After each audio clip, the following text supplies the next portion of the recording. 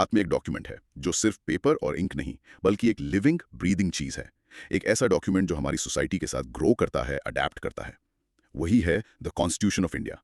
आज हम इसी लिविंग डॉक्यूमेंट के मतलब बिल्कुल दिल में उतरेंगे, आप फंडामेंटल राइट्स। बिल्कुल। सोच के देखिए, दिवाली के पटाखे जलाने का राइट आपके राइट टू लाइफ से कैसे जुड़ा हुआ है।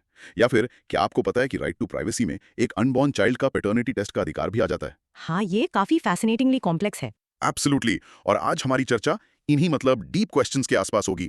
बट हे, इस एडवेंचर को शुरू करने से पहले एक छोटा सा काम, जल्दी से नीचे सब्सक्राइब बटन को क्लिक कर दीजिए, वो छोटी सी नोटिफिकेशन बेल को रिंग कर दीजिए और कमेंट सेक्शन में बताइए what's the one fundamental right जिसके बारे में आप सबसे ज्यादा सोचते हैं। Let's get this conversation started. Absolutely. और आज हम काफी कुछ टैकल करने वाले हैं बेस्ड ऑन द सोर्सेज जो हमारे साथ हैं। इसको एक रोड मैप की तरह सोचिए to understand modern Indian polity. हम शुरू करेंगे अ वेरी पर्सनल टॉपिक से, the clash between the right to privacy and DNA testing. अच्छा। देन हम थोड़ा जूम आउट करेंगे to see how the constitution itself is a living instrument. उसके बाद we'll explore the freedom to travel across India और उसकी limits क्या हैं। फिर हम देखेंगे कि लैंडमार्क पुत्तास्वामी जजमेंट ने सभी फंडामेंटल राइट्स के लिए एक गेम चेंजर का काम कैसे किया। ओके, आगे क्या है? We'll then connect the dots between a clean environment और वही दिवाली क्रैकर्स। इसके बाद we'll dive into the tricky world of freedom of speech, hate speech और फिल्म्स को अलग तरह से क्यों ट्रीट किया जाता है। ये तो बहुत इंटरेस्टिंग है। हाँ, we'll also revisit the famous story of Section 66A of the IT Act। और फाइनली हम अनपैक करेंगे कि यूनिफॉर्म सिविल कोड के सामने क्या चैलेंजेस हैं। सो गेट रेडी, ये एक डीप, डिटेल्ड और सुपर इंटरेस्टिंग जर्नी होने वाली है। Let's get right into it. हमारा सबसे पहला सवाल है, right to privacy is intrinsic to life and personal liberty and is inherently protected under Article 21 of the Constitution. Explain. In this reference, discuss the law relating to DNA testing of a child in the womb to establish its paternity. GS2, Indian Polity 2024, 15 marks. Okay, broad micro theme, privacy, bodily autonomy, and modern science. Okay, let's break this down. Simple terms में ये question एक classic balancing act के बारे में पूछ रहा है। एक तरफ हमारे पास राइट टू प्राइवेसी है, जिसे सुप्रीम कोर्ट ने हमारे right to life under article 21 का एक कोर पार्ट बताया है। राइट। और दूसरी तरफ एक बहुत ही मॉडर्न प्रॉब्लम है, एक अनबॉर्न चाइल्ड पर डीएनए टेस्ट का इस्तेमाल करके ये पता लगाना कि फादर कौन है। तो सवाल चाहता है कि हम एक्सप्लेन करें कि लॉ इन चीज़ों को मतलब मदर की प्राइवेसी, फादर की नीड टू नो और चाइल्ड की आइडेंटिटी इन्हें बैलेंस कैसे करता है। ये तो मतलब काफ़ी कॉम्प्लेक्स साउंड कर रहा है। मैं एक बहुत ही टेंस फैमिली सिचुएशन इमेजिन कर रहा हूँ। एक तरफ एक पोटेंशियल फादर का राइट है टू नो कि वो चाइल्ड उनका है या नहीं, दूसरी तरफ मदर की अपनी बॉडी पर कंप्लीट अथॉरिटी है और उनकी प्राइवेसी है, और इन सबके बीच में है वो अनबॉर्न चाइल्ड जिसका अपनी आइडेंटिटी जानने का भी एक राइट है। कोर्ट को इस मैच में एक तरह से एक बहुत ही केयरफुल रेफरी बनना पड़ता है। एग्जैक्टली आपने बिल्कुल सही समझा। तो अगर इस आंसर को स्ट्रक्चर करना हो तो इस तरह से किया जाना चाहिए। सबसे पहले इंट्रोडक्शन, यहाँ आपको स्टेज सेट करना है। Start with the absolute game changer, the justice KS. Puttaswamy case from 2017। अच्छा, पुट्टास्वामी केस। हाँ, ये वही केस है जिसने ऑफिशियली राइट टू प्राइवेसी को एक फंडामेंटल राइट बनाया। मेंशन कीजिए कि आज की एडवांस टेक्नोलॉजी और जेनेटिक टेस्टिंग की दुनिया में ये राइट और भी क्रिटिकल हो गया है। ठीक है। फिर आता है बॉडी ऑफ द आंसर। इसे हम दो पार्ट्स में डिवाइड कर सकते हैं। पार्ट 1 है about the right to privacy under article 21। आप एक्सप्लेन करते हैं कि article 21 protection of life and personal liberty promise करता है और सुप्रीम कोर्ट ने इसे इंटरप्रेट करके प्राइवेसी को एक इंट्रिंसिक कंपोनेंट माना है। Intrinsic component, got it. अब ये बहुत इंपॉर्टेंट है, आपको 3-fold टेस्ट मेंशन करना ही करना है जो पुट्टास्वामी जजमेंट से निकला था। ये कहता है कि कोई भी गवर्नमेंट एक्शन जो आपकी प्राइवेसी में इंट्रूड करता है उसे 3 टेस्ट्स पास करने होंगे। Okay, 3 tests. ये क्या है? हम इस पर आते हैं, पहले स्ट्रक्चर पूरा कर लें। पार्ट 2 है about DNA testing for paternity. यहाँ आप हाईलाइट करते हैं कि इंडिया में अभी तक कोई स्पेसिफिक कॉम्प्रिहेंसिव लॉ नहीं है, लेकिन DNA technology regulation bill 2019 pipeline में है। अच्छा, तो लेजिस्लेटिव एफर्ट्स ऑनगोइंग हैं, बिल्कुल। फिर आप कोर्ट्स का अप्रोच एक्सप्लेन करते हैं। वो मदर की प्राइवेसी को चाइल्ड के right to know that genetic lineage और फादर के राइट के साथ बैलेंस करते हैं। यहाँ पर कीवर्ड है बैलेंसिंग। कंसेंट पे फोकस करना है। मदर का एक्सप्लिसिट कंसेंट क्रूशल है, मतलब उनकी मर्जी के बिना टेस्ट नहीं हो सकता। जनरली नहीं, कोर्ट सिर्फ बहुत ही रेयर केसेस में जहां सब्सटेंशियल पब्लिक इंटरेस्ट हो बिना कंसेंट के ऑर्डर दे सकती हैं। आपको सेफगार्ड्स भी मेंशन करने चाहिए, जैसे एक propose DNA regulatory board to prevent misuse of data. Okay, और कंक्लूजन? Finally the conclusion. आप इसको रैप अप करते हैं ये कहकर कि आर्टिकल 21 के under right to privacy sacred है, बट इट्स नॉट एब्सोल्यूट। इसे दूसरे कंपीटिंग राइट्स के साथ डेलिकेटली बैलेंस करना पड़ता है। एम्फसाइज कीजिए the need for a sensitive balance between the mother's right to privacy, the child's right to identity and the father's right to know. ये एक बहुत ही क्लियर स्ट्रक्चर है, लेकिन वो 3-fold टेस्ट जो आपने मेंशन किया उसको थोड़ा सिंपल टर्म्स में समझा सकती हैं? Great question. इसको गवर्नमेंट के लिए एक चेकलिस्ट की तरह सोचिए, उनके प्राइवेट लाइफ में झांकने से पहले। पहला, लीगैलिटी। क्या कोई लॉ है जो इस इंट्रूजन को अलाउ करता है? आप ऐसे ही ऑन अ विम नहीं कर सकते। ठीक है, लॉ का बेसिस होना चाहिए। क्या इसके लिए कोई लेजिटिमेट रीजन है, जैसे नेशनल सिक्योरिटी या क्राइम प्रिवेंशन? और तीसरा, प्रोपोर्शनैलिटी। क्या ये एक्शन उस गोल को अचीव करने का सबसे कम इंट्रूसिव तरीका है? इसका सीधा सा मतलब है कि चींटी मारने के लिए आप हथौड़ा इस्तेमाल नहीं कर सकते। The method must fit the objective. ये तो बिल्कुल क्रिस्टल क्लियर हो गया। मेरा दूसरा सवाल, पुट्टास्वामी केस को मेंशन करना इतना नॉन नेगोशिएबल क्यों है इस आंसर में? क्योंकि पुट्टास्वामी से पहले प्राइवेसी का लीगल स्टेटस मतलब काफी शेकी था। ये 9 जज बेंच का जजमेंट ही वो बेडरॉक है, वो लीगल फाउंडेशन है जिस पर इंडिया में प्राइवेसी का पूरा मॉडर्न कॉन्सेप्ट खड़ा है। इससे मेंशन ना करना ऐसा है जैसे बिना फाउंडेशन के घर बनाने की कोशिश करना। समझ गया। और डीएनए टेक्नोलॉजी रेगुलेशन बिल 2019 का जिक्र करना कितना क्रूशियल है, भले ही वो अभी लॉ ना बना हो। बहुत क्रूशल। ये एग्जामिनर को दिखाता है कि आप सिर्फ पुरानी टेक्स्ट बुक्स पे डिपेंड नहीं कर रहे हैं, आप करंट लेजिस्लेटिव एफर्ट्स और लॉ किस डायरेक्शन में मूव कर रहा है उससे अवेयर हैं। It shows your updated. आपने बैलेंसिंग ऑफ राइट्स टर्म भी यूज किया। कॉन्स्टिट्यूशनल लॉ में ये फ्रेज इतना इंपॉर्टेंट क्यों है? क्योंकि फंडामेंटल राइट्स की दुनिया में आपको शायद ही कोई एब्सोल्यूट राइट मिलेगा। मेरा हाथ घुमाने का अधिकार वहां खत्म होता है जहां किसी और की नाक शुरू होती है ना? सही बात है। मेरा फ्रीडम ऑफ स्पीच मुझे एक क्राउडेड थिएटर में फायर चिल्लाने का राइट नहीं देता। कॉन्स्टिट्यूशन एक तरह से डिफरेंट राइट्स के बीच एक कांस्टेंट नेगोशिएशन है। ये बैलेंस समझना एक मैच्योर और न्यूआंस्ड अंडरस्टैंडिंग दिखाता है। This is really clarifying things. अब स्ट्रक्चर पर दो क्विक क्वेश्चंस। इंट्रोडक्शन लंबा होना चाहिए या short and direct? Short and direct. Core issue बताइए, पुट्टास्वामी केस मेंशन कीजिए और आगे बढ़िए। इंट्रोडक्शन सिर्फ कॉन्टेक्स्ट सेट करने के लिए है, असली मार्क्स बॉडी में है। और कंक्लूजन में एक वे फॉरवर्ड सजेस्ट करना अच्छा आइडिया है। एब्सोल्युटली। एक सिंगल लाइन में रोबस्ट डेटा प्रोटेक्शन लॉज या डीएनए बिल के फास्टर एनैक्टमेंट की जरूरत मेंशन करना एक forward looking, solution oriented touch देता है, एक बहुत स्ट्रॉन्ग फाइनल इंप्रेशन छोड़ता है। चलिए इसको लॉक इन करते हैं। अब पॉज करके सेंटेंस को जोर से बोलने की प्रैक्टिस कीजिए। The Puttaswamy judgment established a 3-fold test of legality, necessity and proportionality to limit the right to privacy. Rehearse that. Okay, time for a mini recap. In short, the right to privacy is fundamental but it's not absolute. जब DNA testing जैसी नई technology आती है तो courts को involve सभी लोगों के राइट्स के बीच एक डेलिकेट बैलेंसिंग एक्ट परफॉर्म करना पड़ता है। ये एक फैंटास्टिक स्टार्ट था। चलिए आगे बढ़ते हैं। हमने अभी डिस्कस किया कि एक राइट कैसे इवॉल्व हो सकता है।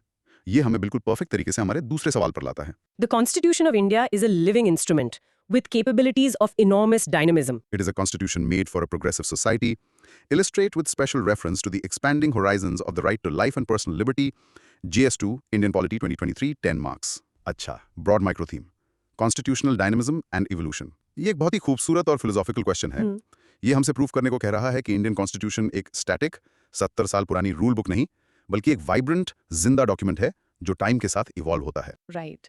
और ये चाहता है कि हम इस एवोल्यूशन का सबसे बड़ा एग्जांपल यूज करें, article 21, the right to life and personal liberty का expansion. I love that idea. ये ऐसा है जैसे कॉन्स्टिट्यूशन 1950 में फ्रीज की हुई एक फोटोग्राफ नहीं बल्कि एक मूवी है जो अभी भी बन रही है। जब ये लिखा गया था किसी ने right to a clean environment या राइट टू डिजिटल प्राइवेसी के बारे में सोचा भी नहीं होगा। बिल्कुल नहीं सोचा होगा। लेकिन जैसे जैसे सोसाइटी प्रोग्रेस हुई और उसने नए चैलेंजेस फेस किए जैसे पोल्यूशन और इंटरनेट, सुप्रीम कोर्ट ने आहिस्ता आहिस्ता इन नए राइट्स को आर्टिकल 21 के एग्जिस्टिंग वर्ड्स में ही रीड कर लिया। ये देश के ऑपरेटिंग सिस्टम के लिए एक सॉफ्टवेयर अपडेट जैसा है। That's a perfect analogy. तो चलिए इसका आंसर डिजाइन करते हैं। इंट्रोडक्शन के लिए आप डॉक्टर BR अम्बेडकर के विजन से शुरू कर सकते हैं, जो एक फ्लेक्सिबल फ्रेमवर्क बनाना चाहते थे जो फ्यूचर नीड्स के हिसाब से अडेप्ट कर सके। फिर क्लियर कीजिए कि आर्टिकल 21 इस डायनामिज्म का सबसे बेहतरीन एग्जाम्पल है। ओके, बॉडी में दो मेन पार्ट्स होने चाहिए। Part 1, how the constitution is a living instrument. यहाँ आप कुछ रीजंस दे सकते हैं। पहला, डायनामिक जुडिशियल इंटरप्रिटेशन, जहाँ कोर्ट्स टेक्स्ट को री इंटरप्रेट करती हैं। बेस्ट एग्जाम्पल है नवतेज सिंह जोहर वर्सेस यूनियन ऑफ इंडिया 2018, जिसने सेक्शन 377 को डिक्रिमिनलाइज किया और LGBTQ+ राइट्स को अपहोल्ड किया। ठीक है। दूसरा, कॉन्स्टिट्यूशनल अमेंडमेंट्स थ्रू आर्टिकल 368, जैसे आर्टिकल 21A को ऐड करना जिसने एजुकेशन को एक फंडामेंटल राइट बनाया। तीसरा, रोल ऑफ डायरेक्टिव प्रिंसिपल्स जो नए लॉज को गाइड करते हैं। For instance, article 47 on public health ने नेशनल फूड सिक्योरिटी एक्ट को इंस्पायर किया। और part 2, the expanding horizons of article 21। ये आंसर का कोर है। इसे स्ट्रक्चर्ड बनाने के लिए इसके एक्सपेंशन को 3 थीम्स में ब्रेक कीजिए। 1, सोशल एम्पावरमेंट। इसमें वो राइट्स आते हैं जो इंडिविजुअल्स और मार्जिनलाइज्ड ग्रुप्स को एम्पावर करते हैं। नवतेज सिंह जौहर केस दोबारा मेंशन कीजिए। साथ ही उन्नी कृष्णन केस जिसने राइट टू एजुकेशन के लिए जमीन तैयार की। सोशल, ठीक है। 2, एडमिनिस्ट्रेटिव रिफॉर्म्स। ये स्टेट को ज्यादा अकाउंटेबल बनाने के बारे में है। यहाँ सुपरस्टार केस है Maneka Gandhi versus union of India 1978। इस केस ने आर्टिकल 21 को ट्रांसफॉर्म कर दिया, ये कहकर कि कोई भी procedure established by law just, fair और रीजनेबल होना चाहिए। और common cause versus union of India 2018 case जिसने पैसिव यूथनेशिया को लीगलाइज किया। यानी right to die with dignity. Wow, इसका स्कोप तो काफी बड़ा है। और तीसरा, सबसे important, environmental protection. Supreme court ने right to a clean environment को एक्सप्लिसिटली आर्टिकल 21 में रीड किया है। Subhash Kumar case, right to pollution free air and water mention कीजिए। और बहुत important, latest MK Ranjit Singh case 2024, जिसने right to be free from the adverse impacts of climate change को recognise किया। क्लाइमेट चेंज तक अमेजिंग। और कंक्लूजन के लिए आप कह सकते हैं कि कॉन्स्टिट्यूशन की interpretative elasticity, especially through article 21, ने इसे एक सिर्फ रूल बुक से बढ़कर एक powerful charter of human rights and dignity में ट्रांसफॉर्म कर दिया है। वाओ, ये आर्टिकल 21 के वास्ट स्कोप को सच में कवर करता है। मैं ये सोच रहा था कि इस तरह के आंसर के लिए केस लॉज का एग्जैक्ट ईयर याद रखना कितना जरूरी है। देखिए, लैंडवार्क केसेस के लिए हाँ, बनेका गांधी 1978 या नवतेज सिंह जौहर 2018 मेंशन करने से आपके आंसर में बहुत वेट और क्रेडिबिलिटी आती है। हर एक का याद रखना जरूरी नहीं, लेकिन जो बड़े हैं वो दिखाते हैं कि आपने होमवर्क किया है। आपने पहले एक ट्री एनालॉजी यूज की थी, क्या आप उसे लिविंग इंस्ट्रूमेंट कॉन्सेप्ट के लिए थोड़ा और इलैबोरेट कर सकती हैं? ऑफ कोर्स, कॉन्स्टिट्यूशन को एक विशाल पुराने बैनियन ट्री की तरह सोचिए। इसकी जड़ें हैं basic structure, democracy, federalism, secularism, जो फिक्स्ड है और बदली नहीं जा सकती। लेकिन इसकी ब्रांचेस, ट्विग्स और लीव्स हैं इंटरप्रिटेशंस एंड अमेंडमेंट्स। वो ग्रो करती हैं, एक्सपैंड करती हैं और नई डायरेक्शंस में फैलती हैं ताकि बदलती हुई सोसाइटी को छाया यानी प्रोटेक्शन दे सकें। वही डायनामिज्म है। ये एक बहुत पावरफुल इमेज है। और thematic approach, social, administrative, environmental, क्यों बेहतर है केसेस को एक के बाद एक लिस्ट करने से? क्योंकि ये एनालिटिकल स्किल दिखाता है। सिर्फ केसेस लिस्ट करना ऐसा है जैसे एग्जामिनर के डेस्क पर ईंटों का एक बॉक्स डाल देना। उन्हें थीमेटिकली ग्रुप करना उन ईंटों से एक स्ट्रक्चर्ड दीवार बनाने जैसा है। ये दिखाता है कि आप सिर्फ केसेस नहीं जानते, बल्कि जुडिशियल थिंकिंग के पैटर्न्स और ट्रेंड्स को भी समझते हैं। आपने मेनका गांधी केस को सुपरस्टार कहा, ये इतना पिविटल क्यों है? मेनका गांधी से पहले आर्टिकल 21 को बहुत नारोली इंटरप्रेट किया जाता था। स्टेट आपकी लिबर्टी ले सकता था जब तक एक लॉ हो। मेनका गांधी केस ने कहा इतनी जल्दी नहीं। उसने डिक्लेयर किया कि लॉ खुद भी फेयर, जस्ट और रीजनेबल होना चाहिए। इस एक मूव ने आर्टिकल 21 के दरवाजे पूरी तरह से खोल दिए, जिससे बाकी सभी राइट्स जैसे प्राइवेसी, क्लीन एनवायरनमेंट, डिग्निटी अंदर आ सकें।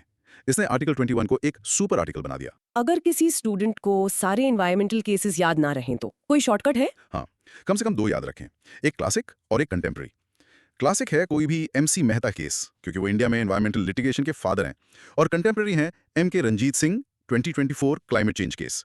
ये कॉम्बिनेशन हिस्टोरिकल और करंट दोनों नॉलेज दिखाता है। इस पर आखिरी सवाल, आंसर की शुरुआत डॉक्टर अंबेडकर के कोट से करना, ये एक अच्छा आइडिया है। ये एक फैंटास्टिक आइडिया है। कॉन्स्टिट्यूशन के आर्किटेक्ट के कोट से शुरू करना आपके पूरे आर्ग्यूमेंट के लिए एक पावरफुल और रिस्पेक्टफुल हिस्टोरिकल कॉन्टेक्स्ट सेट करता है। ये सब्जेक्ट के लिए एक डीप अप्रिसिएशन दिखाता है। चलिए इसको पक्का करते हैं। एक सेकंड के लिए पॉज कीजिए और इस फ्रेज की प्रैक्टिस कीजिए।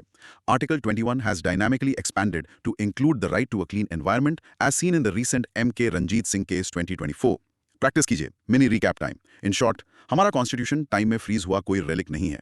ये इवॉल्व होने के लिए डिजाइन किया गया है और आर्टिकल 21 इसका सबसे डायनामिक, पावरफुल और हमेशा एक्सपैंड होने वाला फीचर है, जो एक प्रोग्रेसिव इंडिया की जरूरतों के हिसाब से अडैप्ट होता है। ओके, तो हमने एस्टैब्लिश कर लिया कि हमारे राइट्स एक्सपैंड होते हैं, लेकिन क्या वो लिमिटलेस हैं? ये हमें अगले सवाल पर ले जाता है। Right to movement and residence throughout the territory of India are freely available to the Indian citizens, but these rights are not absolute. Comment, GS2 Indian polity 2022, 10 marks. ठीक है, broad micro theme, liberty versus restrictions. ये question किसी भी democracy में एक fundamental tension के बारे में है।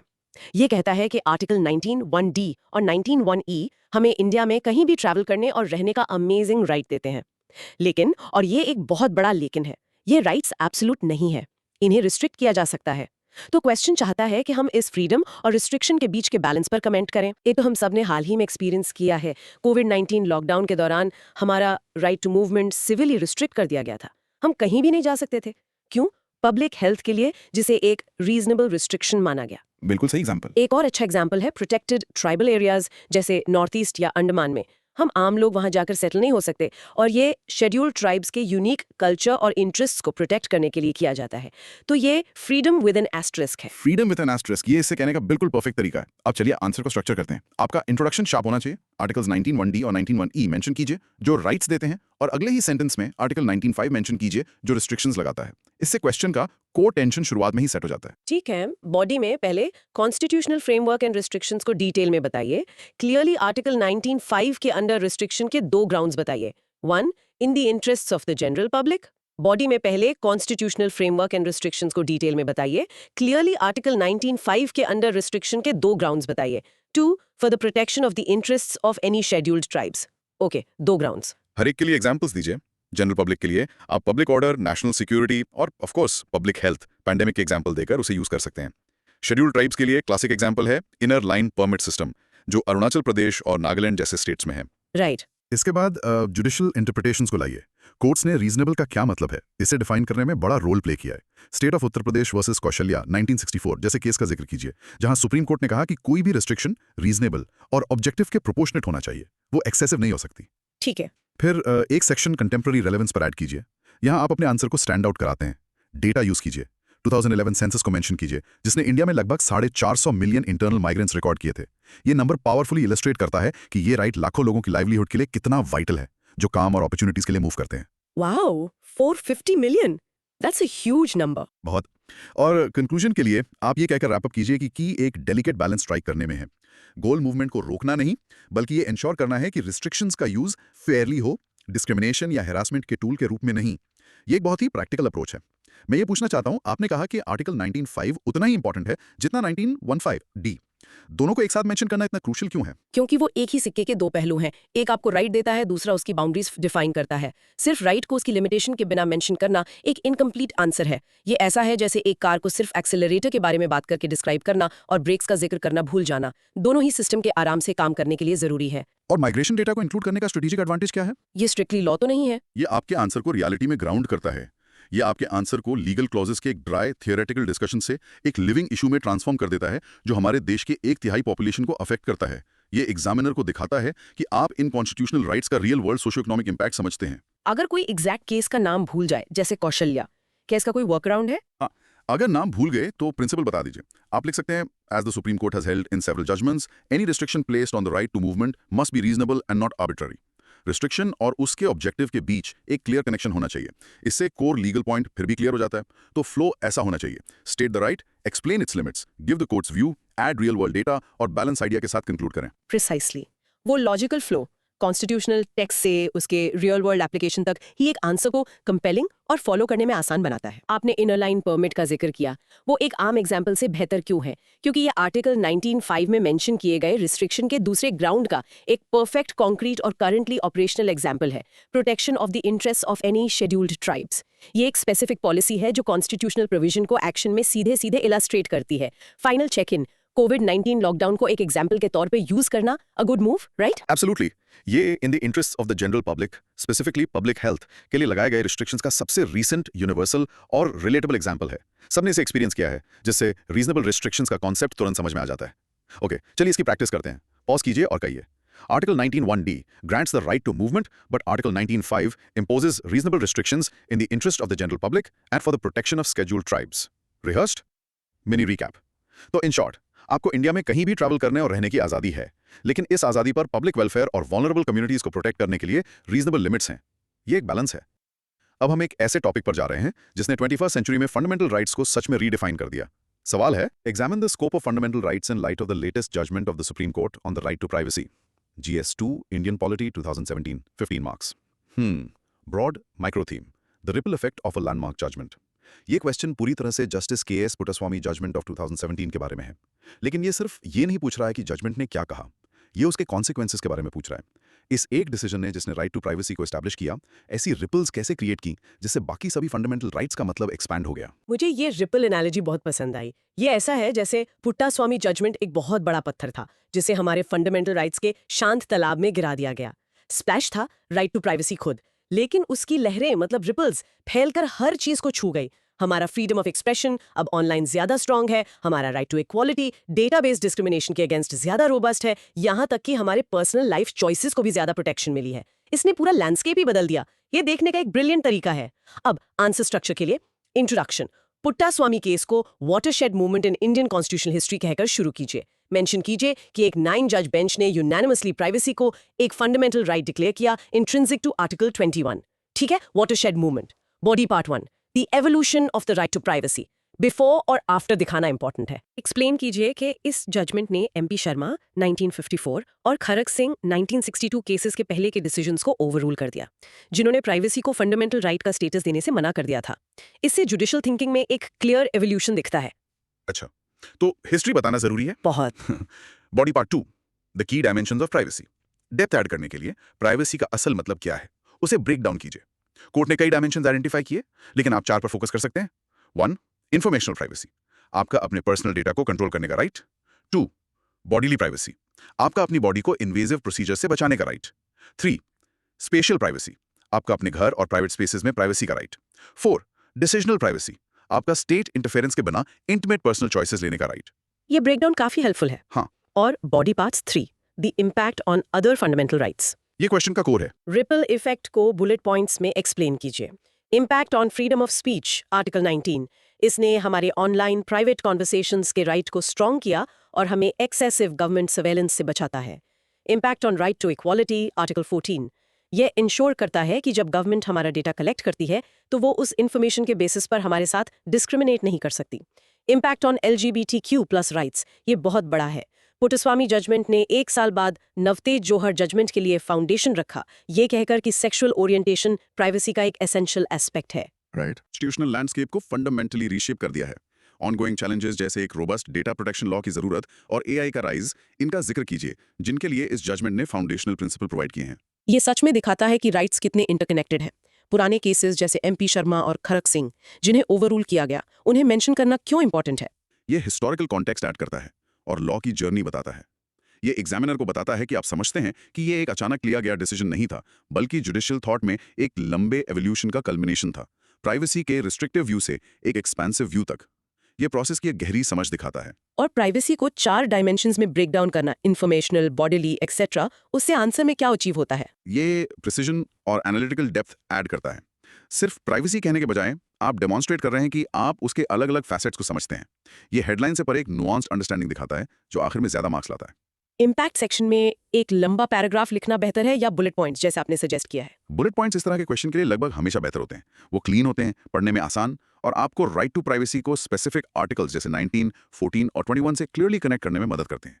ये एग्जामिनर का काम आसान बनाता है, जो हमेशा एक अच्छी स्ट्रैटेजी है। क्या आंसर में पर्सनल डेटा प्रोटेक्शन बिल या एक्ट का जिक्र करना चाहिए? हाँ बिल्कुल, डेटा प्रोटेक्शन लॉ के लिए पुट्टास्वामी जजमेंट का डायरेक्ट कॉन्सिक्वेंस है। इसे मेंशन करने से आपका आंसर कंटेम्प्रेरी बनता है और ये दिखाता है कि आप एक लैंडमार्क कोर्ट जजमेंट को उसके बाद के लेजिस्लेटिव एक्शन से कनेक्ट कर सकते हैं। इंट्रोडक्शन में वाटरशेड मोमेंट जैसे पावरफुल फ्रेजेस यूज करना, क्या ये सिर्फ स्टाइल के लिए है या इसका कोई पर्पस है? इसका एक क्लियर पर्पस है। ऐसे फ्रेजेस एक पावरफुल हुक का काम करते हैं।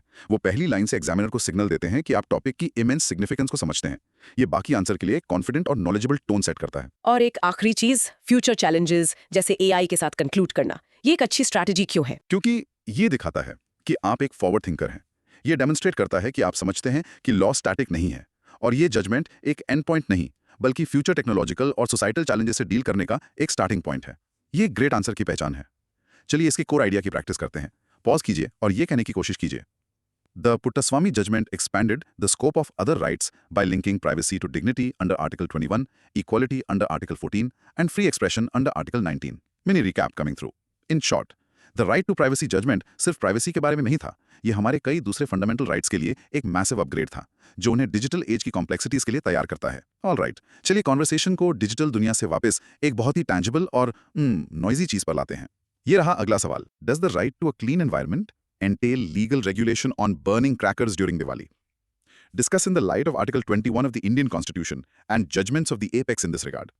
GS 2 Indian Polity 2015, 12.5 marks. ये एक क्लासिक आपका राइट वर्सेस मेरा राइट वाला सवाल है। हाँ, ये एक सीधी सी चीज पे पूछ रहा है, क्या right to a clean environment, जो आर्टिकल 21 का हिस्सा है, कोर्ट्स को इतनी पावर देता है कि वो दिवाली के दौरान फायर क्रैकर्स को रेगुलेट या बैन भी कर सकें? और ये चाहता है कि हम इसे सुप्रीम कोर्ट के जजमेंट्स का यूज करके डिस्कस करें।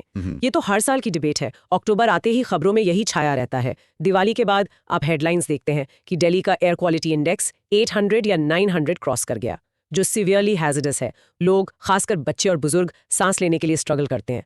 तो एक तरफ सेलिब्रेशन की कल्चरल ट्रेडिशन है, दूसरी तरफ लाखों लोगों का साफ हवा में सांस लेने का कलेक्टिव राइट है। सुप्रीम कोर्ट यहाँ एक मिडिल पाथ खोजने की कोशिश कर रहा है। प्रिसाइसली, ये कॉन्फ्लिक्ट रियल और विजिबल है। अब आंसर के लिए आपका इंट्रोडक्शन एक स्ट्रॉन्ग हुक के साथ होना चाहिए। कोर कॉन्फ्लिक्ट से शुरू कीजिए, राइट? तो cultural practice versus the right to public health, और वही स्टार्टलिंग डेटा यूज कीजिए जो आपने अभी मेंशन किया, Delhi's AQI often crossing 800 during Diwali, health emergency के एक प्राइम एग्जाम्पल के तौर पर। इससे प्रॉब्लम पहली ही लाइन से अर्जेंट और रियल लगती है। ठीक है? बॉडी में पहले कॉन्स्टिट्यूशनल एंड जुडिशियल फ्रेमवर्क को एस्टैब्लिश कीजिए। फाउंडेशन है आर्टिकल 21।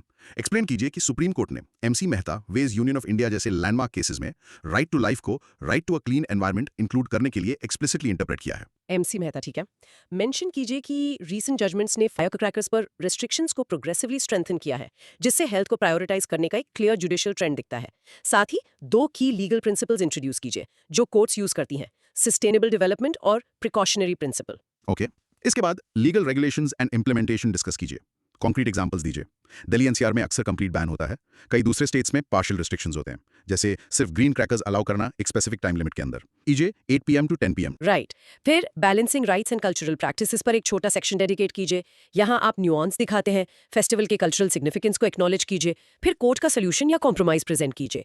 ग्रीन क्रैकर्स जो पोल्यूशन कम करने के लिए डिजाइन किए गए हैं, ये दिखाता है कि गोल रेगुलेशन है, ट्रेडिशन को खत्म करना नहीं। सही है। और आपके कंक्लूजन के लिए स्टेट कीजिए कि सीवियर हेल्थ इंपैक्ट्स को देखते हुए रीजनेबल रिस्ट्रिक्शंस न सिर्फ जस्टिफाइड है बल्कि जरूरी भी।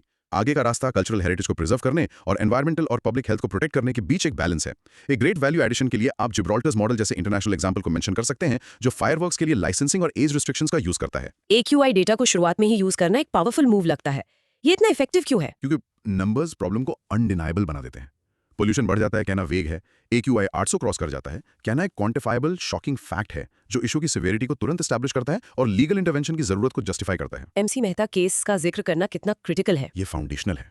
MC मेहता इंडिया में एनवायरमेंटल पब्लिक इंटरेस्ट लिटिगेशन के पायनियर हैं।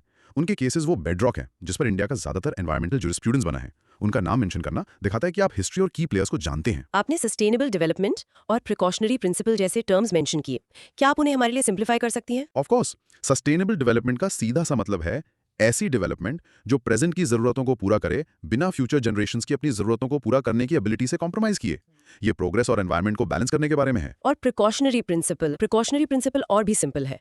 अगर किसी एक्शन से पब्लिक या एनवायरनमेंट को नुकसान पहुंचने का सस्पेक्टेड रिस्क है, तो साइंटिफिक कंसेंसस ना होने की स्थिति में ये साबित करने का बोझ कि वो हार्मफुल नहीं है उस एक्शन को करने वालों पर होता है। बेसिकली इसका मतलब है better safe than sorry. Green crackers का आइडिया एक्सप्लेन करना, क्या ये जरूरी है? हाँ, क्योंकि ये जुडिशरी का सोल्यूशन ओरिएंटेड अप्रोच दिखाता है। कोर्ट ने हर जगह ब्लैंकेट बैन नहीं लगाया, उसने एक साइंटिफिक ऑल्टरनेटिव को एनकरेज किया। ग्रीन क्रैकर्स का जिक्र करना दिखाता है कि आप न्यूआंस समझते हैं।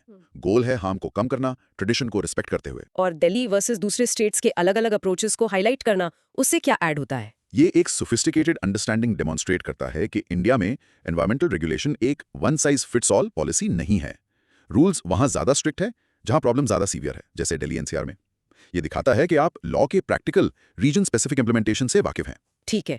और वो जिब्राल्टर का एग्जांपल आखिर में, क्या वो सिर्फ एक फैंसी एड ऑन है? ये एक बहुत ही स्ट्रैटेजिक एड ऑन है। ये आपके आंसर को सिर्फ इंडिया सेंट्रिक होने से ऊपर उठाता है। ये दिखाता है कि आपके पास एक ब्रॉडर ग्लोबल पर्सपेक्टिव है और ये इशू सेलिब्रेशन को सेफ्टी के साथ बैलेंस करने का एक यूनिवर्सल चैलेंज है। ये एक छोटा सा डिटेल है जो बड़ा इंपैक्ट छोड़ सकता है। प्रैक्टिस का टाइम, पॉज कीजिए और इसे जोर से कहिए। Under article 21, the right to a clean environment justifies reasonable restrictions on firecrackers, balancing cultural practices with public health. Here's the mini recap. In short, आपका सेलिब्रेट करने का राइट वहां खत्म होता है जहां किसी दूसरे का साफ हवा में सांस लेने का राइट शुरू होता है। सुप्रीम कोर्ट का काम है उस लाइन को ड्रॉ करना, राइट टू लाइफ को अपनी गाइड बना के। ये काफी इंटेंस हो रहा है। चलिए एक मल्टीपल पार्ट्स वाले क्वेश्चन को टैकल करते हैं। ये रहा। What do you understand about the concept freedom of speech and expression? Does it cover hate speech also? Why do the films in India stand on a slightly different plane from other forms of expression? Discuss. GS2 Indian Polity 2014, 12.5 marks. अच्छा, broad micro theme, the boundaries of expression. All right, a 3-in-1 question. यहाँ हमें बहुत structure रहना होगा। पहला, freedom of speech क्या है? दूसरा, क्या इसमें हेट स्पीच भी इंक्लूड होता है? सिंपल आंसर है नहीं। और तीसरा, फिल्म्स को आमतौर पर बुक्स या न्यूज़पेपर से अलग क्यों ट्रीट किया जाता है? मैं इसे एक सिंपल एग्जाम्पल से समझा सकती हूँ शायद। आप सोशल मीडिया पर जाकर किसी गवर्नमेंट पॉलिसी को क्रिटिसाइज कर सकते हैं, ये आपका फ्रीडम ऑफ स्पीच है। लेकिन अगर आपकी पोस्ट से 2 कम्युनिटीज के बीच नफरत या हिंसा भड़कती है, तो वो हेट स्पीच की लाइन क्रॉस कर जाती है और कानून उसमें इंटरवीन कर सकता है। सही है। और फिल्म्स, उनके इम्पैक्ट का फर्क सोचिए। एक न्यूज़पेपर आर्टिकल कुछ हजार लोग पढ़ते हैं, एक फिल्म अपने पावरफुल विजुअल्स और साउंड के साथ लाखों लोगों तक पहुंच सकती है और उसका इमोशनल इम्पैक्ट बहुत गहरा हो सकता है, अच्छा या बुरा। इसीलिए फिल्म्स को रिलीज से पहले CBFC से सर्टिफिकेशन लेना पड़ता है, एक बुक को नहीं। ये एक परफेक्ट रियल वर्ल्ड ब्रेकडाउन है। अब इसे एक आंसर फॉर्मेट में डालते हैं। Introduction. Freedom of speech and expression को आर्टिकल 19(1)(a) के अंडर डेमोक्रेसी का बेडरॉक डिफाइन कीजिए, लेकिन तुरंत इंपॉर्टेंट राइटर ऐड कीजिए, ये एब्सोल्यूट नहीं है। और आर्टिकल 19(2) के अंडर रीजनेबल रिस्ट्रिक्शंस के सब्जेक्ट है on grounds like public order, decency और नेशनल सिक्योरिटी। ठीक है, फिर क्वेश्चन के हर पार्ट को बॉडी में अलग अलग एड्रेस कीजिए। Part 1, the concept of freedom of speech. इसके अलग अलग डायमेंशंस को बुलेट पॉइंट्स में बताइए। इसमें अपने ओपिनियंस एक्सप्रेस करने का राइट, इन्फॉर्मेशन सीक और रिसीव करने का राइट जो आरटीआई एक्ट का बेसिस है, शांत रहने का राइट और फ्रीडम ऑफ द प्रेस शामिल है। ओके एक क्लियर और फर्म नो लिखिए, फिर रीजंस दीजिए। पहला, आर्टिकल 19(2) में रिस्ट्रिक्शंस जैसे पब्लिक ऑर्डर, डिसेंसी और मोरालिटी सीधे सीधे हेट स्पीच को एक्सक्लूड करते हैं। दूसरा, कॉन्स्टिट्यूशन के बाहर स्पेसिफिक लॉज हैं जैसे sections 153A and 295A of the Indian penal code IPC जो ग्रुप्स के बीच दुश्मनी बढ़ाने वाले स्पीच को क्रिमिनलाइज करते हैं। ठीक है, IPC sections. Why films are different, ये की है, कुछ क्लियर रीजंस दीजिए। 1, मास इंपैक्ट, फिल्म्स की रीच किसी भी दूसरे मीडियम से बहुत ज्यादा और गहरी होती है। 2, powerful medium, moving visuals, sound और स्टोरी का कॉम्बिनेशन लोगों के इमोशंस और थॉट्स को बहुत पावरफुली इन्फ्लुएंस कर सकता है, स्पेशली उन्हें जो इंप्रेशनेबल हैं। 3, स्पेसिफिक लेजिस्लेशन, इस यूनिक इंपैक्ट के कारण फिल्म्स को गवर्न करने के लिए एक स्पेसिफिक लॉ है, द सिनेमैटोग्राफ एक्ट 1952, जिसे हाल ही में 2023 में अमेंड किया गया है। यह act central board of film certification CBFC को सेटअप करता है। एक्सप्लेन कीजिए कि सीबीएफसी का रोल एक तरह का प्रायर सेंसरशिप या सर्टिफिकेशन है जो ज्यादातर दूसरे मीडिया फॉर्म्स पर लागू नहीं होता। प्रायर सेंसरशिप, अच्छा टर्म है। हाँ। और कंक्लूजन के लिए समराइज कीजिए ये कहकर कि लॉ एक केयरफुल बैलेंस स्ट्राइक करने की कोशिश करता है। सुप्रीम कोर्ट फ्री स्पीच को विग्रसली प्रोटेक्ट करता है, फॉर एग्जांपल आईटी एक्ट के सेक्शन 66A को स्ट्राइक डाउन करके, लेकिन ये भी रिकॉग्नाइज करता है कि कुछ फॉर्म्स ऑफ एक्सप्रेशन जैसे फिल्म्स उनके पोटेंशियल इंपैक्ट के कारण एक अलग स्टैंडर्ड ऑफ रेगुलेशन रिक्वायर करते हैं। आंसर को 3 क्लियर पार्ट्स में डिवाइड करना यहाँ एसेंशियल लग रहा है। क्या उन्हें मिक्सअप करना एक गलती होगी? ये एक बहुत बड़ी गलती होगी। सवाल ने एक्सप्लिसिटली 3 अलग अलग चीजें पूछी हैं, उन्हें 3 सेपरेट क्लियरली लेबल्ड पार्ट्स में आंसर करना ये इंश्योर करता है कि आप क्वेश्चन के हर कंपोनेंट को एड्रेस करें और आपका आंसर लॉजिकल और एग्जामिनर के लिए इवैल्यूएट करने में आसान हो। आपने आईपीसी सेक्शंस 153A और 295A का जिक्र किया। क्या ये स्पेसिफिक सेक्शन नंबर्स याद रखना जरूरी है? करता है कि आप हेट स्पीच से निपटने के लिए जमीन पर इस्तेमाल होने वाले एक्चुअल लीगल टूल्स को जानते हैं, जो आपके आंसर में एक प्रैक्टिकल नॉलेज की लेयर ऐड करता है। आपने फिल्म्स के लिए प्री सेंसरशिप टर्म यूज किया, क्या ये करेक्ट टेक्निकल टर्म है? हाँ है, जबकि लीगल टर्म सर्टिफिकेशन है। इन इफेक्ट सीबीएफसी की पावर पब्लिक एग्जीबिशन से पहले कट्स डिमांड करने या सर्टिफिकेट डिनाई करने की प्री पब्लिकेशन सेंसरशिप या प्रायर रिस्ट्रेंट के रूप में काम करती है। इस टर्म को सही ढंग से यूज करना और एक्सप्लेन करना तुरंत फिल्म्स और एक बुक के बीच का फंडामेंटल डिफरेंस हाईलाइट करता है, जिसे सिर्फ पब्लिश होने के बाद बैन किया जा सकता है। और सिनेमेटोग्राफ एक्ट के 2023 अमेंडमेंट का जिक्र करना, ये एग्जामिनर को क्या सिग्नल देता है? ये सिग्नल देता है कि आपकी नॉलेज करंट है, लॉ स्टैटिक नहीं है, उसमें संशोधन होते रहते हैं। ये दिखाना कि आप लेटेस्ट डेवलपमेंट से अवेयर हैं, जैसे रीसेंट अमेंडमेंट जिसने नई सर्टिफिकेशन कैटेगरीज और strong anti piracy rules introduce किए, एक वेल प्रिपेयर्ड और डिलिजेंट स्टूडेंट की निशानी है। कंक्लूजन में आपने सेक्शन 66A को स्ट्राइक डाउन करने को फिल्म सेंसरशिप के साथ कॉन्ट्रास्ट करने का सुझाव दिया। ये कॉन्ट्रास्ट इफेक्टिव क्यों है? क्योंकि ये एक पावरफुल कंक्लूडिंग आर्गुमेंट क्रिएट करता है। ये सिक्के के दोनों पहलू दिखाता है। एक तरफ जब कोई लॉ बहुत वेग और रिस्ट्रिक्टिव हो, जैसे सेक्शन 66A, तो कोर्ट फ्री स्पीच को प्रोटेक्ट करने के लिए उसे स्ट्राइक डाउन कर देगा। दूसरी तरफ जब कोई मीडियम यूनिकली पावरफुल हो, जैसे फिल्म्स, तो कोर्ट रीजनेबल रिस्ट्रिक्शंस को अपहोल्ड करेगा। ये कॉन्ट्रास्ट पूरे डेलिकेट बैलेंस थीम को नीटली समराइज करता है। डिस्टिंक्शन बहुत क्लियर है। तो फ्रीडम ऑफ स्पीच एक फंडामेंटल वैल्यू है, लेकिन उसका एप्लीकेशन कॉन्टेक्स्ट और मीडियम पर हेविली डिपेंड करता है। आपने बिल्कुल पॉइंट पकड़ा है, वही कोर इनसाइट है। ये एक one size fits all right नहीं है। चलिए यहाँ के मेन आइडिया की प्रैक्टिस करते हैं। पॉज कीजिए और ये कहने की कोशिश कीजिए, while article 19(1)(a guarantees freedom of expression, the reasonable restrictions under article 19(2) and specific laws like the IPC prevent its misuse for hate speech. Time for mini recap. In short, आपको बोलने की आजादी है पर नफरत फैलाने की नहीं, और उनके मैसिव और पावरफुल इंपैक्ट की वजह से फिल्म्स एक्स्ट्रा स्क्रूटनी से गुजरती हैं जो दूसरे फॉर्म्स ऑफ एक्सप्रेशन पर लागू नहीं होती। आपने अभी सेक्शन 66A का जिक्र किया, जो हमारे अगले डीप डाइव के लिए परफेक्ट सेगवे है। ये रहा सवाल, discuss section 66A of the IT act with reference to its alleged violation of Article 19 of the Constitution. GS2 Indian Polity 2013, 10 marks. हाँ, broad micro theme, digital freedom versus draconian law. The infamous section 66A. ये Information Technology Act में एक बहुत ही controversial section था। Simple शब्दों में, इसने किसी भी इलेक्ट्रॉनिक मैसेज को भेजना जो ग्रोसली ऑफेंसिव हो या जिसका मेनेसिंग कैरेक्टर हो, एक क्राइम बना दिया था। प्रॉब्लम यह थी कि ऑफेंसिव कौन डिसाइड करेगा? इसे आखिर में चैलेंज किया गया और सुप्रीम कोर्ट ने इसे आर्टिकल 19(1)(a यानी हमारे फ्रीडम ऑफ स्पीच का वायलेशन मानते हुए हटा दिया। ये अपने मिसयूज के लिए बहुत फेमस है। मुझे केसेस याद हैं जहां लोगों को एक पॉलिटिशियन का कार्टून पोस्ट करने या फेसबुक पर एक क्रिटिकल कमेंट लाइक करने के लिए अरेस्ट कर लिया गया था। बिल्कुल। लॉ इतना वेगली वर्डेड था कि इसने पुलिस को लोगों को हरास करने की इमेंस पावर दे दी थी। इसने वो क्रिएट किया जिसे chilling effect on free speech कहते हैं। लोग ऑनलाइन अपने मन की बात कहने से डरने लगे, इस डर से कि कहीं उन्हें अरेस्ट न कर लिया जाए। वो चिलिंग इफेक्ट बिल्कुल परफेक्ट टर्म है। तो चलिए इस आंसर को एक स्टोरी की तरह स्ट्रक्चर करते हैं। Introduction, section 66A of the IT act 2009 में इंट्रोड्यूस हुआ। को इंट्रोड्यूस करके शुरू कीजिए। इसका पर्पस बताइए। ऑफेंसिव ऑनलाइन स्पीच को क्रिमिनलाइज करना और तुरंत कोर कॉन्फ्लिक्ट को इंट्रोड्यूस कीजिए। इसका fundamental right to freedom of speech under article 19(1)(a) के साथ डायरेक्ट क्लैश। ठीक है, एक स्टोरी की तरह। Body part 1, the constitutional conflict. ये विलन का कैरेक्टर स्केच है। ये लॉ इतना बुरा क्यों था?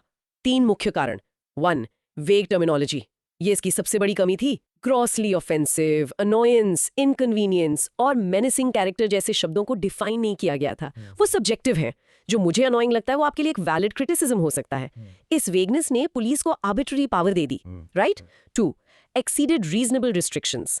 आर्टिकल 19(2) स्पीच पर स्पेसिफिक रीजंस जैसे पब्लिक ऑर्डर या नेशनल सिक्योरिटी के लिए रिस्ट्रिक्शंस अलाउ करता है। सेक्शन 66A उससे बहुत आगे निकल गया, सिर्फ अनोइंग स्पीच को भी क्रिमिनलाइज कर दिया।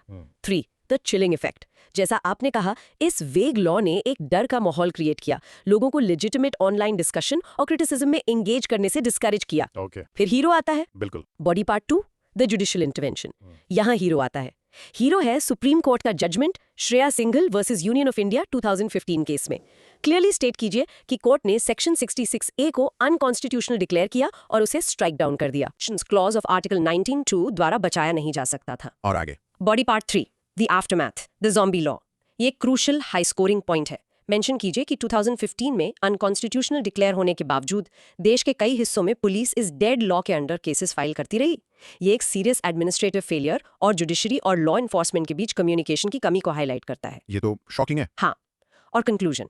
श्रेया सिंघल जजमेंट को a landmark victory for digital rights in India कहकर कंक्लूड कीजिए, लेकिन वे फॉरवर्ड की तरफ भी इशारा कीजिए। चैलेंज सिर्फ अच्छे लॉज बनाना नहीं है, बल्कि ये भी इंश्योर करना है कि उन्हें आराम से इंप्लीमेंट किया जाए। आप सुप्रीम कोर्ट के फास्टर सिस्टम जैसे इनिशिएटिव्स का जिक्र कर सकते हैं, जिसका एम कोर्ट ऑर्डर्स को तुरंत प्रिजन्स और पुलिस स्टेशंस तक पहुंचाना है, ताकि ऐसी इश्यूज ना हो। इसको एक स्टोरी की तरह बताना, प्रॉब्लम, हीरो और एक भटकती आत्मा, इसे फ्रेम करने का एक ग्रेट तरीका है। आपने कहा वेग टर्मिनोलॉजी सबसे बड़ी कमी थी। एक लॉ में वेगनेस इतनी खतरनाक क्यों होती है? क्योंकि एक वेग लॉ आर्बिट्ररी पावर के लिए एक रेसिपी है। अगर एक लॉ क्लियर नहीं है कि क्या लीगल है, तो ये अथॉरिटीज को इसे जैसा चाहे वैसा इंटरप्रेट करने की अनुमति देता है, अक्सर उन लोगों को टारगेट करने के लिए जिन्हें वो पसंद नहीं करते। ये जस्टिस के एक बेसिक प्रिंसिपल को वायलेट करता है। एक व्यक्ति को ये साफ साफ पता होना चाहिए कि क्या लीगल है और क्या नहीं। और श्रेया सिंघल केस उसे सिर्फ एक और केस की तरह प्रेजेंट करना चाहिए या कुछ ज्यादा? उसे स्टोरी का क्लाइमैक्स की तरह प्रेजेंट करना चाहिए। ये वो टर्निंग पॉइंट था जहां जुडिशरी ने एक ओवररीचिंग लॉ के खिलाफ सिटीजन्स के राइट्स को प्रोटेक्ट करने के लिए कदम उठाया। ये एक सेलिब्रेटेड जजमेंट है और उसे आंसर में वही प्रोमिनेंस मिलनी चाहिए। चलिए चिलिंग इफेक्ट के बारे में बात करते हैं। क्या ये सिर्फ एक कैची फ्रेज है या ये एक रिकॉग्नाइज्ड लीगल कॉन्सेप्ट है? ये एक बहुत ही वेल रिकॉग्नाइज्ड लीगल कॉन्सेप्ट है, स्पेशली फ्री स्पीच जुरिस्प्रूडेंस में। ये एक वेग या ओवरली ब्रॉड लॉ के डिटरेंट इफेक्ट को डिस्क्राइब करता है, जहां लोग पोटेंशियल लीगल ट्रबल के डर से खुद को सेंसर करना शुरू कर देते, भले ही उनका स्पीच बिल्कुल लीगल हो। ये पब्लिक डिबेट को चिल कर देता है। आफ्टरमैथ वाला पार्ट इंक्लूड करना क्यों जरूरी है कि केसेस अभी भी फाइल हो रहे थे? ये तो जजमेंट के बाद हुआ। क्योंकि ये एक क्रिटिकल एनालिसिस की लेयर ऐड करता है। एक अच्छा आंसर सिर्फ लॉ स्टेट नहीं करता, ये उसके रियल वर्ल्ड फंक्शनिंग को एग्जामिन करता है।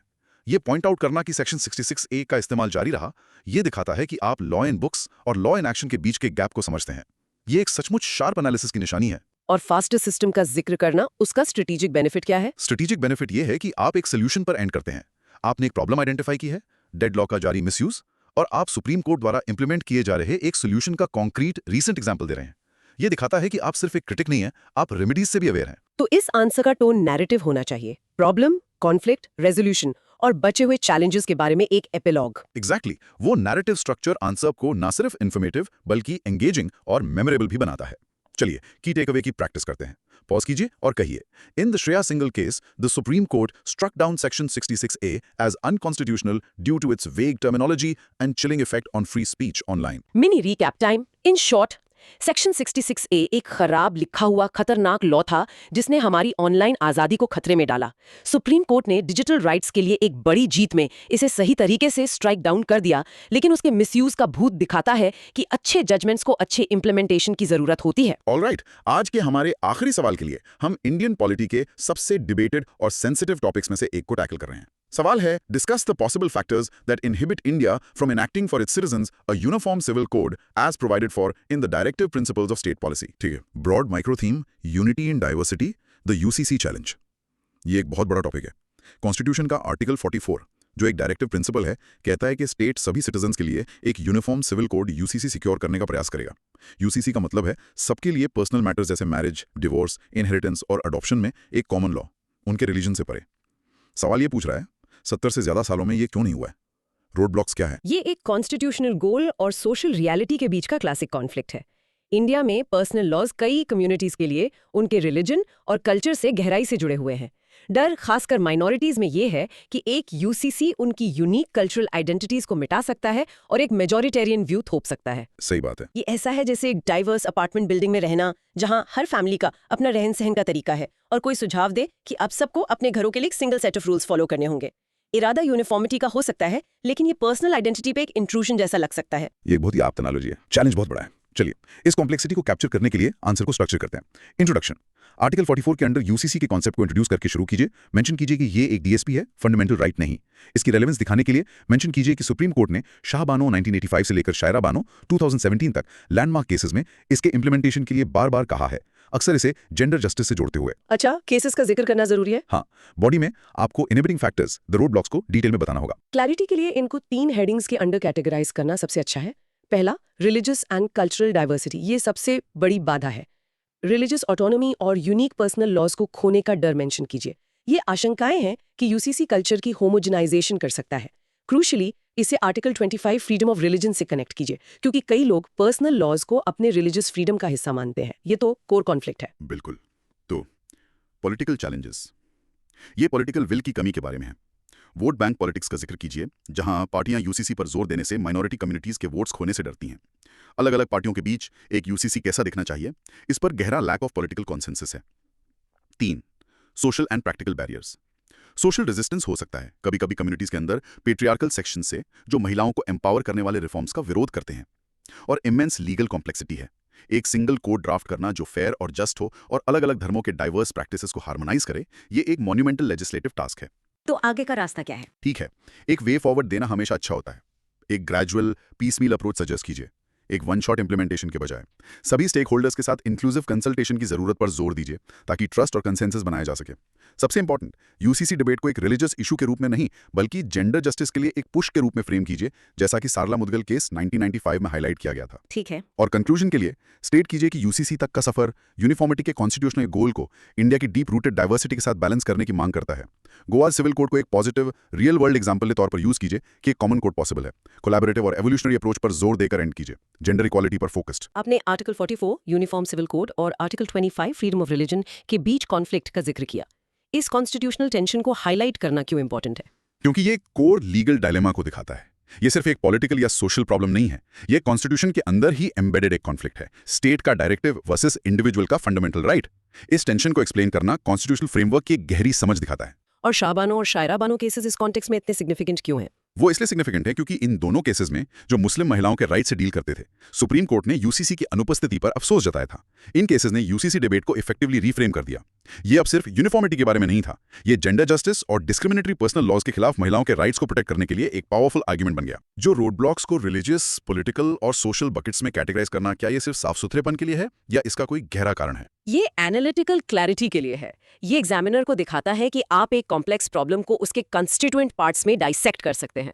ये साबित करता है कि आप इशू को मल्टीपल डिमेंशन से देखते हैं, जो एक random jumbled list of points देने से कहीं ज्यादा इंप्रेसिव है। और गोवा का एग्जाम्पल वो इस आंसर में इतना यूजफुल क्यों है? ये एक प्रूफ ऑफ कॉन्सेप्ट है। ये पूरी डिबेट को जमीन पर लाता है। ये आपको कहने की अनुमति देता है, देखिए ये सिर्फ एक थ्योरेटिकल सपना नहीं है, एक इंडियन स्टेट में एक सदी से ज्यादा समय से एक कॉमन सिविल कोड का एक रूप है। ये यूसीसी की संभावना को ज्यादा प्रैक्टिकल और कम एब्स्ट्रैक्ट बनाता है। मुझे यूसीसी को जेंडर जस्टिस के टूल के रूप में फ्रेम करने का आइडिया सच में पसंद आया। वो अप्रोच इतना पावरफुल क्यों है? वो इसलिए पावरफुल है क्योंकि ये डिबेट का फोकस शिफ्ट कर देता है। एक potentially divisive uniformity versus religion debate के बजाय ये एक progressive equality versus patriarchy debate बन जाती है। जेंडर जस्टिस और इक्वालिटी के खिलाफ आर्ग्यू करना यूनिफॉर्मिटी के खिलाफ आर्ग्यू करने से कहीं ज्यादा मुश्किल है। ये रिफॉर्म के केस को ज्यादा कंपेलिंग और इंक्लूसिव बनाता है। आखिरी सवाल, balancing unity with diversity phrase थोड़ा क्लीशे लग सकता है, क्या ये यहाँ अभी भी इफेक्टिव है? स्पेसिफिक कॉन्टेक्स्ट में ये एक क्लीशे नहीं है, ये पूरे नेशनल चैलेंज का सबसे एक्यूरेट और संक्षिप्त सारांश है। इंडिया की पूरी पहेली यही है कि कई लोग होते हुए एक देश कैसे बने रहें। यूसीसी क्वेश्चन के लिए ये फ्रेज उस सेंट्रल डिफाइनिंग डायलेमा को परफेक्टली कैप्चर करता है। चलिए आखिरी कोर कॉन्सेप्ट की प्रैक्टिस करते हैं, पॉज कीजिए और ये कहिए, Implementing a uniform civil code under Article 44 is challenging due to deep-rooted religious, political and social factors, requiring a consensus-based approach focused primarily on gender justice.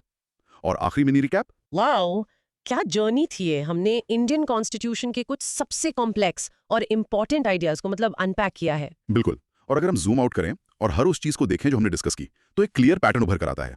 हमारी पूरी चर्चा का ब्रॉड माइक्रो थीम था the evolving nature of fundamental rights in a progressive India. चलिए एक quick recap करते हैं। हाँ जरूर। पहला, हमने देखा कि आर्टिकल 21 राइट टू लाइफ हमारे कॉन्स्टिट्यूशन का अनडिस्प्यूटेड पावर हाउस है।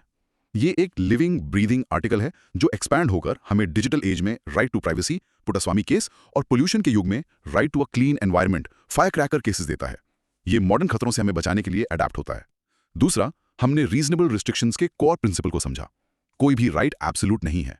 आपका आर्टिकल 19 राइट टू स्पीक या तो मूव, पब्लिक ऑर्डर, हेल्थ और मोरालिटी की जरूरतों के अगेंस्ट बैलेंस किया जाता है। हमने ये बैलेंस हर जगह देखा, हेट स्पीच और फिल्म्स पर डिबेट में, मूवमेंट पर रिस्ट्रिक्शंस में और सेक्शन 66A के स्ट्राइक डाउन में जो एक अनरीजनेबल रिस्ट्रिक्शन था। बिल्कुल सही। भविष्य के लिए एक विजन भी देता है, जैसे आर्टिकल 44 का यूसीसी का कॉल। लेकिन उस विजन को रियलिटी बनाने के लिए हमारी यूनिटी और डाइवर्सिटी के बीच एक डेलिकेट डेमोक्रेटिक बैलेंस की जरूरत होती है, हमेशा जेंडर जस्टिस जैसे प्रिंसिपल्स को सबसे आगे रखते हुए। तो हमारे लिसनर्स को एक आखिरी सोच के साथ छोड़ने के लिए हमने देखा है कि हमारा लिविंग कॉन्स्टिट्यूशन टेक्नोलॉजी, एनवायरनमेंट और यहाँ तक कि क्लाइमेट चेंज से जुड़े राइट्स को शामिल करने के लिए कैसे अडेप्ट हुआ है। जुडिशरी ने इन नई सुरक्षाओं को आर्टिकल 21 में रीड किया है। तो आगे क्या? आपको क्या लगता है, भविष्य के चैलेंजेस का सामना करने के लिए हमारा कॉन्स्टिट्यूशन आर्टिकल 21 के अंडर नेक्स्ट बड़ा राइट कौन सा रिकॉग्नाइज करेगा? शायद right to be free from digital misinformation, या शायद हमारी इस तेजी से बढ़ती स्ट्रेसफुल दुनिया में राइट टू मेंटल पीस? सोचिएगा जरूर। और आपके विचार हमारे लिए बहुत मायने रखते हैं। आप क्या सोचते हैं नीचे कमेंट सेक्शन में जरूर शेयर कीजिए। और ऑफ कोर्स अगर ये डिटेल्ड एनालिसिस आपको पसंद आया और आप थोड़ा ज्यादा इन्फॉर्म फील कर रहे हैं तो प्लीज चैनल को सपोर्ट कीजिए, उस सब्सक्राइब बटन को हिट कीजिए, इस वीडियो को एक लाइक दीजिए और इससे अपने दोस्तों के साथ शेयर कीजिए जिन्हें ये यूजफुल लग सकता है। हम जल्दी एक और डीप डाइव के साथ वापस आएंगे।